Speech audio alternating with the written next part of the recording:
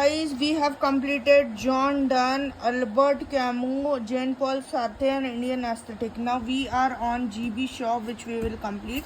He is an Irish dramatist and a literary critic. First modern dramatist to win Nobel Prize in 1925 and Oscar in 1938. So remember, he is the first modern dramatist to win Nobel Prize and Oscar for Pygmalion. He won Oscar for Pygmalion, which was published in 1913, title from Ovid's Metamorphosis.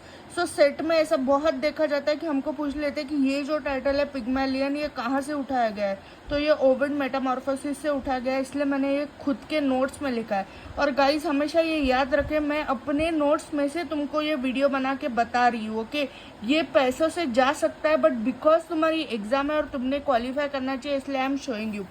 Arms and the man is 1845. 1885 ये उनका work है, जिसका title उन्होंने वर्जिल्स एनियाड से लिया है. ये भी उनका वर्क है, ये एक बार पूछा गया है. ओके, अनप्लेजेंट प्ले में spectator to look at unpleasant fact. तो ये जो अनप्लेजेंट प्ले है ना, उनका मीनिंग है spectator to look at unpleasant facts. और इसमें है widows house, the philanderer, Mrs Warren,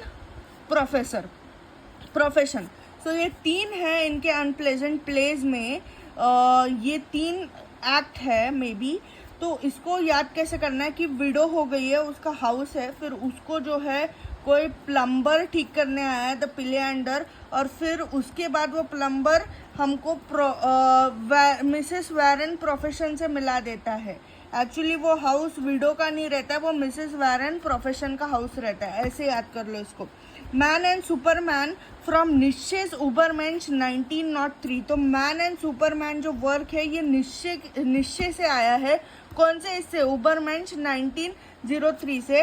Saint Joan of Arc 1923. और प्यूरिटन्स में उसका वर्क है devil's discipline, Caesar and Cleopatra, the bride bonds conversation.